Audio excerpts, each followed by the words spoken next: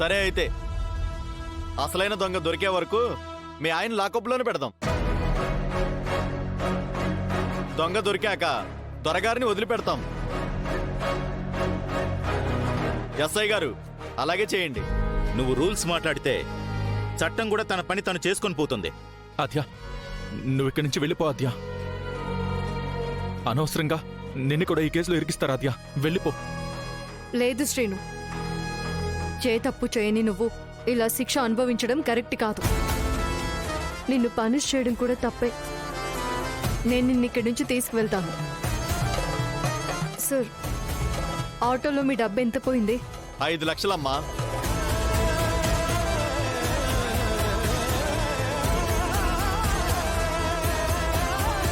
నేనిస్తాను.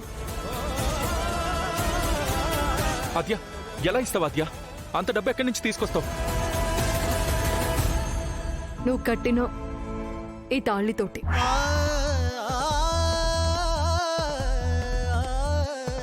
ఈ తాళి మనిద్దరిని భార్యాభర్తల్ని చేస్తే ఇదే తాళిని ఇప్పుడు నిన్ను కాపాడుకోవడానికి నేను తీసిచ్చేస్తున్నాను.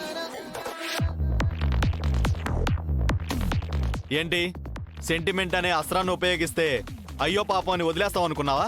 కాదండి, మీకు కావాల్సింది డబ్బే కదా.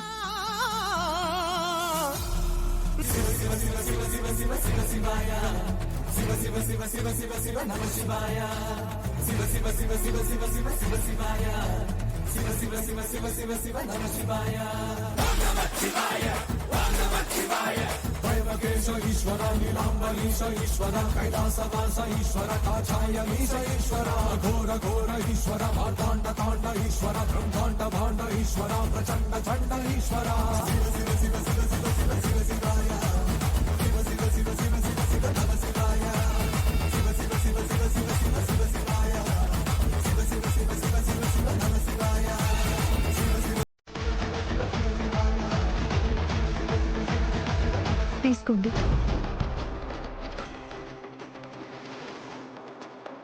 ఆద్య, ఏం చేస్తున్నావు ఆద్య? నిన్ను విడిపించుకోవడానికి ఇంతకన్నా వేరే దారి లేదు శ్రీను. ఇంట్లో తెలిస్తే నీ దారులు మూసుకుపోతాయి శ్రీను. కానిస్టేబుల్స్, బయటికి తీసుకురండి.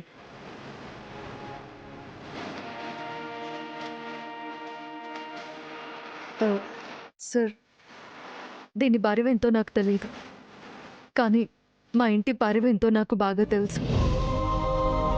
ఒంటి మీద ఎన్ని దెబ్బలు పడ్డా